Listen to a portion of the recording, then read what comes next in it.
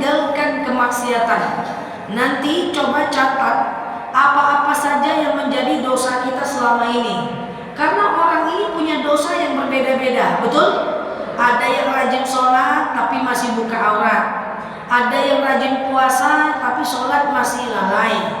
Ada yang rajin sholat nggak pernah datang majelis taklim. Ada yang rajin majelis taklim masih sering gosip, kan gitu kan? Nah, jangan kuat kalian bu tuh, ya. Nah kemudian kita catat tuh apa yang menjadi kekurangan kita. Rajin majelis taklim, rajin sholat, ya. Tahu-tahu anak diari-ari juga. Rajin majelis taklim, rajin ibadah, jemur pakaian masih pakai daster. Nah, ya kan? Catat itu. Kok ketawa pula, ya kan? Rajin majelis taklim, rajin ibadah, jemur rupa-rupanya masih kita nyiram bunga pakai baju KTB. Nah, ya kan? Ada yang kayak gitu kan? Tapi bukan ibu-ibu semua baik ya. Rajin puasa, rajin ibadah, rajin sholat, rupa-rupanya masih suka nyubit-nyubit cucu. Nah kalau kita ingin menjadi orang yang hijrah, maka cara pertama yang harus kita lakukan adalah pastikan kita tinggalkan dulu kemaksiatan. Karena menurut Sayyidatina Aisyah radhiyallahu anha, meninggalkan kemaksiatan jauh lebih baik dibanding memperbanyak kebaikan. Banyak orang nanya sama saya, "Ustazah, saya pengen hijrah, gimana caranya? Amal apa yang baik saya lakukan?" Nggak usah bicara amal dulu, pastikan dulu kita tinggalkan tuh kemaksiatan. Karena sebanyak apapun amal, dia akan tergerus dengan dosa. Bahkan ada dosa-dosa yang menghalangi amal kita untuk sampai kepada Allah Azza wa Jalla. Nah, jadi nanti catat tuh, Bu. Apa dosa-dosa kita catat? Suka marah-marah sama suami, jemur pakaian masih pakai daster bolong, nyiram bunga masih suka pakai nutut buka aurat, suka kepo-kepo urusan orang, julid-julid, masih suka gosip karena enak, misalnya kan? Catat itu, usahakan tinggalkan. Ketika kita udah tinggalkan, nah itu yang pertama, tinggalkan dosa yang kita lakukan. Saya yakin setiap kita termasuk saya pernah berdosa. Karena al-insan fi mahallil khata' wan nisyan. Manusia itu tempat salah dan lupa. Jadi tahap pertama yang kita lakukan adalah tinggalkan kemaksiatan. Yang kedua, cara untuk hijrah dan bertaubat. Setelah kita tinggalkan kemaksiatan, kita tinggalkan dosa, maka masuk langkah yang kedua. Apa langkah yang kedua? Ganti lingkungan dengan lingkungan yang mengantarkan kepada ibadah. Saya ulang, ganti lingkungan dengan lingkungan yang mendatangkan kepada ibadah. Selagi masih itu juga lingkungan kita, maka susah kita berubah ke arah yang lebih baik. Banyak orang-orang yang ngomong ke saya, "Ustazah, semenjak saya bertaubat, teman-teman saya tak mau lagi berkawan dengan saya. Semenjak saya hijrah, teman-teman saya tak mau lagi berkawan sama saya." Sekarang saya tanya, bukan teman ibu yang tak mau berkawan sama ibu, bukan. Tapi kebetulan ibu yang tak nyaman lagi dengan teman ibu itu. Karena orang beriman dengan orang yang tidak beriman itu seleranya beda. Orang beriman kalau terkejut ngomongnya apa? Astagfirullah juga lagi. Lupa ilmu zikir. Kalau terkejut orang beriman baca apa? Subhanallah. Kalau orang beriman, nah ini lupa gaji pulang aja lah yuk. Kalau orang beriman terkejut bacanya la haula wala quwata illa billah. Datang orang yang tak belajar, apa katanya? Terbakar aku nih, terbakar aku deh. Jadi nggak cocok dia. Jadi ganti lingkungan kepada lingkungan yang mengantarkan kita kepada kebaikan. Kalau ada kawan-kawan, setiap dia main ke rumah kita, diajaknya kita ketemu orang itu boleh tak kita terima. Karena kita berhak menolak tamu datang kalau tamu itu mendatangkan kemudaratan. Makanya ada dalil kemarin saya bunyikan minggu lalu, ya, 1 bulan lalu, ya ayyuhalladzina amanu la tadkhulu buyutan ghair buyutikum hatta tasta'zinu wa tusallimu ila ahliha. Hai orang-orang beriman, jangan kalian masuk ke rumah orang yang tidak dapat izin dari orangnya. Kalau ada orang setiap datang ke rumah kita dia ngajak kita ghibah, setiap datang ke rumah kita dia ngajak kita ngomongin orang, kita berhak untuk menolaknya. Apa tujuannya? Supaya tidak mendatangkan dosa bagi kita dan dosa bagi dia, kecuali kita mampu mendakwahkannya. Kok diam? Pokoknya gitulah Bu ya. Nggak bisa kita, ustazah saya mau berhenti ghibah, tapi lingkungannya masih ngajak. Kita tak ada ngapa-ngapain, kita diam aja. Woi, tengok tuh, sejak ganti suami ganti kulkas 9 pintu. Uyu juga ya. Gimana kalau lingkungan tak berubah? Susah untuk hijrah. Kita nggak ngapa-ngapain, ya kan? Kita udah betul-betul ingin belajar dengan baik, udah pengen hijrah. Datang orang curhat sama kita. Tengoklah tua orang tua, semenjak naik jabatan OKB orang kaya baru, iya juga ya, aku tengok memang agak lain dia, ghibah. Jadi nggak bisa. Ustazah, kata Pak Ustadz tak boleh pilih-pilih teman. Pilih-pilih teman tak boleh, tapi pilih orang yang dekat kepada kita itu wajib. Karena antara kita dan teman dekat kita satu karakter. Kalau beda karakternya nggak akan jadi dekat. Kita dengan orang-orang yang dekat dengan kita ini mirip-mirip Bu. Karena energi itu menular. Kalau orang yang dekat dengan kita sabar, kita tertular lebih sabar. Kalau orang dekat dengan kita itu bisa menghargai orang lain, kita lebih bisa menghargai orang lain. Kalau orang dekat dengan kita itu lebih tabah, kita lebih tabah. Jadi nggak ada cerita. Kalau mau hijrah, caranya gimana? 1, catat kekurangan kita. Apa dosa-dosa kita? Tinggalkan dulu. 2, ganti lingkungan kepada lingkungan yang mengantarkan kepada kebaikan. Jangan segan-segan menolak keburukan. Ada orang chat kita, setiap dia chat dia hina kita, setiap dia chat bikin kita emosi. Di setiap dia chat kita sih marah-marah aja dia. Bangkit pula marah kita marah balik. Dia marah balik, dia dosa, kita dosa. Dia marah lagi, kita marah lagi. Ini dosa ini. Blokir aja. Apa tujuan kita blokir? Tujuannya adalah supaya dia tak berdosa karena kata-kata dia nyakitin kita, dan supaya kita tak rusak karena balas dendam kepada dia. Tapi pas ketemu dia enggak aja. Kok blokir aku ya? Iseng aja gitu ya. Kenapa kamu blokir? Saya tak mau kita sama-sama berdosa. Udah.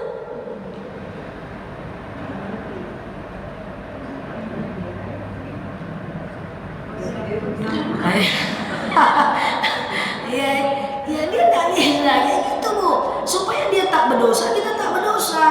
Jadi wahai tamu-tamu, tamu-tamu, kalau datang ke rumah orang silaturahmi aja lah, jangan ajak ahlul bait ghibah, kesian kita. Ya kan, kita udah mau hijrah nih, usia udah berapa, ya kan? Nah, jadi ini maaf Ibu, izin saya ya, jangankan kawan, rumah tangga saja layak ditinggalkan kalau tak mengantarkan kepada surga. Kan gitu. Ya kan? Nah, dosa aja isinya. Tingkatkan ibadah. Nah, jadi ini udah banyak cerita tanda akhir zaman. Nggak ada waktu lagi. Kalau bahasa kampung saya, no time. Tidak ada waktu lagi. Harus segera hijrah ini ya. Kita semua sama. Tinggalkan kemaksiatan, ganti kawan dengan kawan yang mengantarkan kepada kebaikan. Kalau ada kawan-kawan yang suka ngajak kita ghibah, ganti. Tapi kita tetap silaturahmi, tetap ngobrol juga sikit-sikit aja. Kalau udah mulai ngomongin orang, belalakkan mata sikit. Enggak ya. Kalau udah ngomongin orang kita ajak dia untuk berbicara yang baik tentang orang itu. Tengok tuh dia semenjak dia punya suami baru, dia ganti mobil. Oh iya, tapi dia baik kok. Kemarin dia jalan di rumahku aman aja kok, dia baik kok itu. Harus digitukan. Semua Ibu, saya rasa Ibu tidak terlalu banyaklah main sosial media. Kalau Ibu ada sosial media yang Ibu follow, yang Ibu subscribe, itu semua difilter. Jangan semua masuk ke kepala kita. Gosip artis masuk, berita politik masuk, semua masuk. Ujung-ujungnya kita nggak fokus untuk ibadah. Oke ya? Pertama apa tadi? Tinggalkan maksiat. Setiap kita punya sekali maksiat. Tinggalkan itu, khususnya kan beda-beda. Kemudian yang ketiga apa? Yang kedua apa? Yang kedua adalah mengganti lingkungan dengan lingkungan yang mengantarkan kita kepada kebaikan. Kemudian yang ketiga, baru masuk poin yang ketiga. Apa poin yang ketiga? Yaitu poin baru kita fokus memperbanyak kebaikan. Nah, kita fokus memperbanyak kebaikan. Yang wajib-wajib saya yakin ibu sudah amalkan. Puasa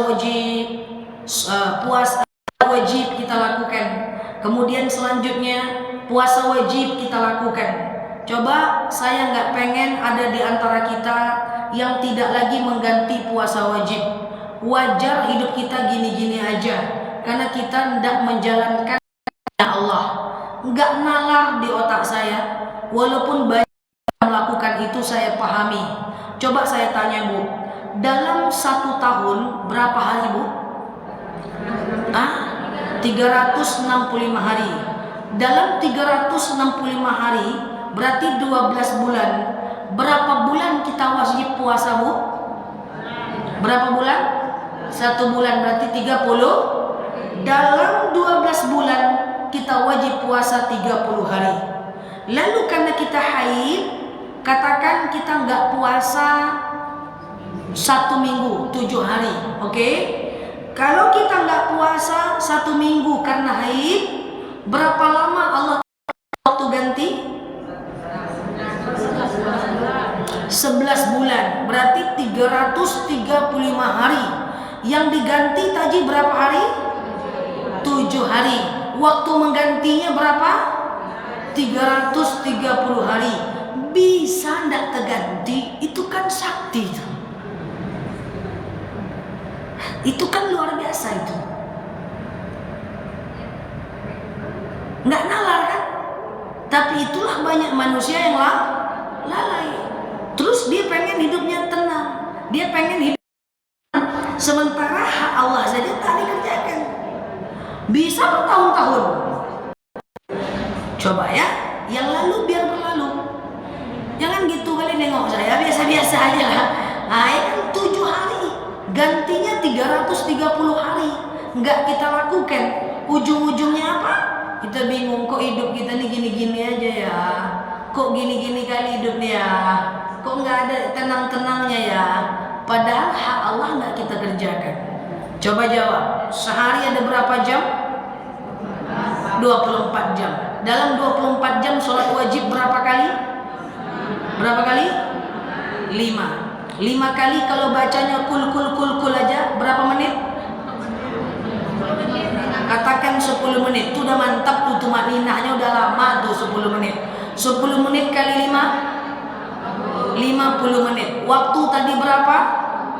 24 jam. Cuman 50 menit Allah minta, enggak juga dikerjakan. Kan luar biasa itu. Terus nanti kok hidup saya susah ya? Kok jadi gini-gini aja ya? Kok gini ya? Gitu kan? Padahal haknya Allah kita tak berikan. Coba saya tanya, suami ngasih ibu gaji, ngasih ibu nafkah, ngasih ibu senang, ngasih ibu baju, ngasih kita semua rumah, kasih kendaraan. Tahu-tahu kita nganggak-nganggak aja. Tak masak, tak mencuci, ngalai-ngalai. Apa kata suaminya? Kayak maskot aja istri ibu ya, panjangan aja ya. Ujung-ujungnya kan dia tahan. Iya kan? Allah itu maha pengasih. Tetap Allah kasih saat kita lalai seperti itu. Tapi hati-hati, itu yang saya maksud. Saya bukan menghakimi, cuma saling mengingatkan saja. Yang namanya kita mengaji. Nah, coba kita analisa lagi. Zakat berapa persen? 2,5%. Dalam 10 juta berapa? 250.000. Dalam 100 juta? 2.500.000. Bayangkan dalam 100 juta Allah cuma minta 2.500.000 perak. Nggak juga zakat dikeluarkan. Wajar nggak kalau hidup kita nggak tenang? Wajar kali.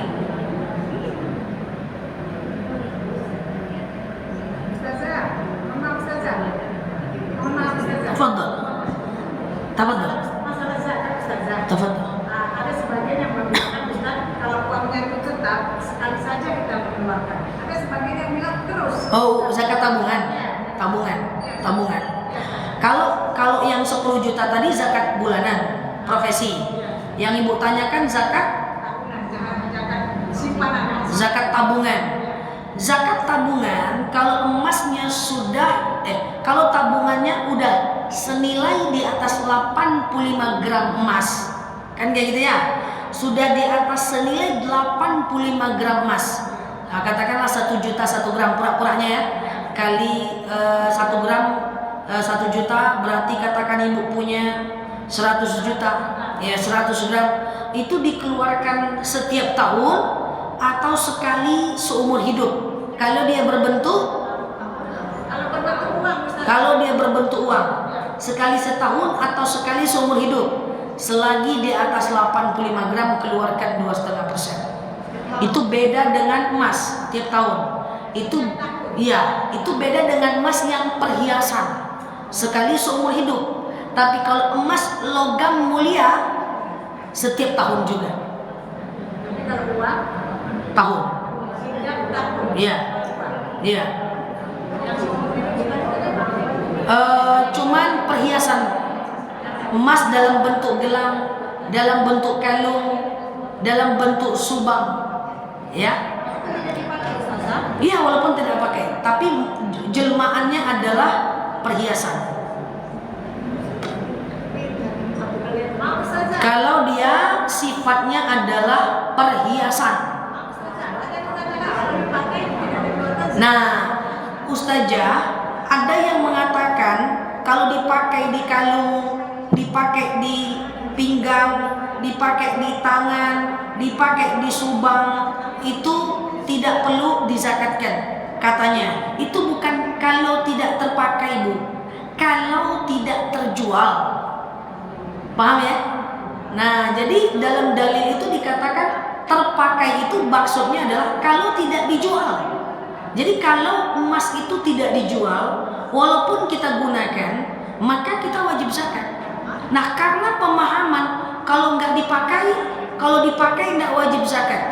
Saya tanya sama jemaah saya, tante-tante saya, ngapa banyak kali emas pakai biar nggak kena zakat? Gitu repot ya.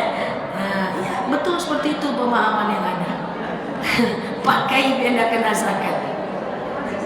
Oke? Nah, jadi pertama tinggalkan kemaksiatan, yang kedua apa tadi? Ganti lingkungan, yang ketiga fokus untuk meningkatkan ibadah. Nah, meningkatkan ibadah ini selesaikan yang tadi, sholat wajib selesaikan, puasa qada selesaikan, zakat selesaikan. 3 ini aja Bu. Kalau haji itu kan wajib bagi yang mampu aja Bu. Kurban wajib bagi yang mampu aja Bu. Iya kan? Nah, nanti ada poin terakhir yang keempat. Poin terakhir, tinggalkan kemaksiatan, ganti kawan, ini cara berhijrah. Pastikan kita memperbanyak ibadah wajib. 1 poin terakhir, tapi sebelum ini Ibu tadi mau tanya, silakan sebelum poin terakhir. Tafadhol silakan. Emas tadi Ustaz. Iya. Kan memang banyak pendapat yang mengatakan kalau emas itu kita pakai tidak berzakat. Tapi kalau emas itu berupa simpanan, ya simpanan itu bisa berupa uang, bisa berupa emas. Iya. Dan itulah yang harus kita zakatkan. Jadi yang benarnya itu yang Itu tadi yang Ibu tadi sampaikan sama. Jadi gini, pemahaman terhadap dalil idza tuklifa ankum. Jika emas itu tidak terpakai itu maksudnya tidak terjual, Mak. Jadi emas itu Ibu pakai, dia tidak terjual, maka dia termasuk ke dalam tabungan atau simpanan yang Ibu tumpuk. Maka untuk membersihkannya, maka dia keluarkan zakat. Memang banyak yang mengatakan, bahkan katanya zakat berbentuk perhiasan pun tidak wajib zakat, padahal tetap wajib walaupun cuma sekali seumur hidup. Nah, karena pemahaman itu tadi, banyak ibu-ibu pakai emas biar tidak kena zakat. Oke? 100 gram. 85 gram. Iya. Kumpul. Mas kita kalau ada semuanya. Iya, sekali seumur hidup. Tapi kalau dia logam mulia setiap tahun. Kita udah bahas zakat di sini. Kita sudah bahas zakat belum di sini? Udah ya. Astagfirullah, belum bahas zakat kita. Kita belum bahas zakat di sini.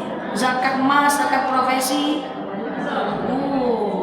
Salah saya berarti itu. Nanti kapan-kapan kita bahas ya, 2 minggu lagi ya. Oke, baik, terakhir ibu-ibu yang saya sayangi karena Allah, terakhir adalah perbanyak melakukan ibadah sunnah. Dan 4 itu aja. Tinggalkan kemaksiatan, kemudian perganti kawan harus, karena kalau enggak kita terpengaruh. Iya kan? Weh, yuk ada telur murah pasar kaget. Tunggu dulu aku ambil jilbab. Santai aja lah, dekatnya. Tak usah pakai jilbab lagi, itulah kita. Ya, kemudian lakukan yang wajib dan kemudian perbanyak melakukan ibadah sunnah. Sunnah puasa sunnah, sholat sunnah, sedekah subuh, hibah, wakaf, ya, sholat sunnah lain itu kita perbanyak. Nah, ini adalah pola hijrah. Sampai kapan? Sampai kita tak nyaman melakukan dosa dan bahagia jika banyak ibadah. Kalau masih nyaman melakukan dosa, berarti hidayah belum turun. Lakukan 4 ini sampai kita tak nyaman berbuat dosa dan nyaman melakukan ibadah. Selagi masih nyaman kita melakukan dosa, tidak merasa bersalah, berarti hidayah belum lagi turun. Kejar terus, berulang-ulang sampai kita merasa bersalah melakukan dosa. Silakan. Mengenai zakat profesi, Ya. itu kan sekadar untuk orang yang punya Penghasilan. Itu dikeluarkan setiap bulan. Boleh tiap bulan, tiap tahun boleh juga dikumpul. Kan berarti kan setiap tahun kan tidak ada masalah. Enggak apa-apa. Karena mesti per bulan. Enggak mesti. Misalnya gini, zakat profesi, ibu punya penghasilan 10 juta. Zakatnya 250.000. Keluarkan setiap bulan boleh. Setiap 3 bulan boleh, berarti 750.000. Setiap tahun boleh, enggak apa-apa. Enggak harus setiap bulan. Oke? Demikian, wallahu a'lam bishawab. Semoga bisa kita amalkan. Mulai filter kawan ya. Mulai filter orang-orang yang tidak mengantarkan kepada kebaikan, kita kurang-kurangi, tapi tetap jalin silaturahmi. Wallahu a'lam bishawab. Demikian. Ala hazihi niyah al-Fatihah.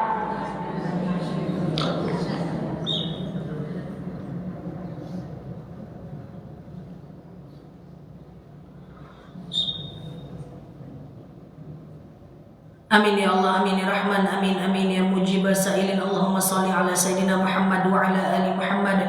Allahumma inna nas'aluka ridhaka wal jannah, na'udzubika min sakhatika wan nar. Allahumma inna nas'aluka salamatan fi dinina, afiyatan fi jasadina, zinatan fi ilmina, barakatan fi rizqina, taubatan qabla al-maut, rahmatan indal maut, maghfiratan ba'da al-maut. Allahumma hawwin 'alaina fi sakaratil maut, najatan minan nari wal 'afwa 'inda al-hisab. Allahumma anta salam minka salam wa ilaika ya'udu salam, fahayyina rabbana bisalam wa dakhilna al-jannata darussalam, tabarakta rabbana wa ta'alaita ya hadzal jalali wal ikram. Allahumma inna na'udzubika minal hammi wal hazan, na'udzubika minal ajzi wal kasal, na'udzubika minal jubni wal bukhli, na'udzubika min ghalabati ad-dini wa qahar rijal. Allahumma yassir 'alaina umurana wa la tu'assir 'alaina umurana ya rabbal alamin. Allahumma rabbana hab lana minas salihin. Allahumma rabbana hab lana minas salihin. Allahumma inna na'udzubika kalimatillahi tammati min syarri ma khalaq. Allahumma innaka afuwun karimun tuhibbul afwa fa'fu anna ya karim. Allahumma astajib du'ana ya Allah, astajib du'ana ya Rahman ya Rahim ya mujibas sa'ilin. Allahumma shalli ala Muhammad wa ala ali Muhammad. Subhana rabbika rabbil izzati amma yasifun. Salamun alal mursalin. Alhamdulillahi rabbil alamin. Wallahu a'lam bishawab. Assalamualaikum warahmatullahi wabarakatuh.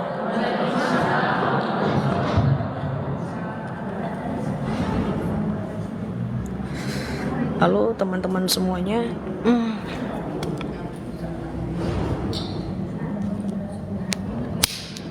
Halo teman-teman semuanya, aku nggak bawa mikrofon ya teman-teman ya, jadi maaf suaranya kurang jelas. Thank you buat teman-teman yang baru mampir, dan saya selalu buat teman-teman semua thank you yang udah tap layar, yang udah nge-give, yang udah komen ya. Di sini udah mau asar, sampai ketemu nanti malam di jam 8 malam ya guys untuk tanya jawab kita. Oke, kita tutup dulu ya. Subhanakallahumma wa bihamdika nasyhadu an la ilaha illa anta. Iya, memang lupa terus. Nasyhadu an la ilaha illa anta, nastaghfiruka wa natubu ilaihi. Lalu di sini sampai paham. Assalamualaikum warahmatullahi wabarakatuh. Bye bye. Iya guys, lupa aku. Oke, makasih ya semuanya ya. Sampai ketemu jam 8 malam ya. Oke, bye bye. Love you all. Makasih ya. Di sini asar cepat teman-teman. Dimatiin ya. Bye bye. Makasih ya. Kalau mau nanti malam didaftar ya Bu ya.